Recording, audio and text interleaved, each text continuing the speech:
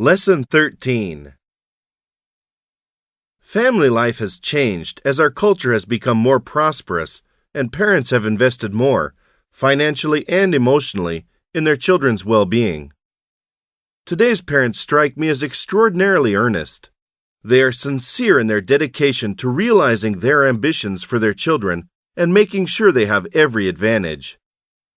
They decorate their children's rooms in stimulating colors, buy educational toys, apply to the most progressive preschools, and enroll them in soccer at age 4. They take every opportunity to build up their children's self-esteem by complimenting them on how smart, athletic, and talented they are. And they sacrifice personal time, friendships, and their own interests to do so.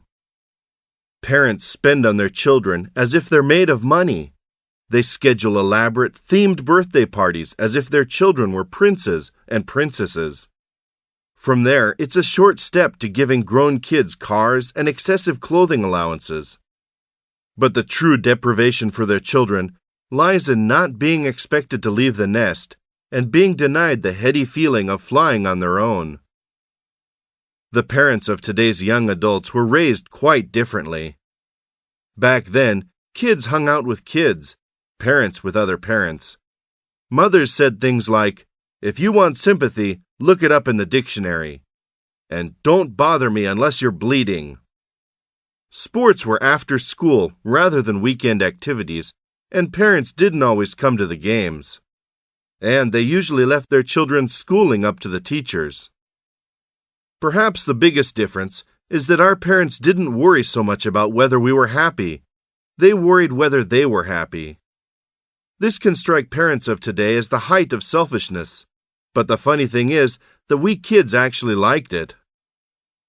Families were usually bigger then, homes were smaller, and money had to stretch further. Many kids worked part-time to help pay their own expenses, and both parents and children assumed that once a young person graduated from secondary school or university and got a job, he or she would become financially self-sufficient. That assumption became a self-fulfilling prophecy.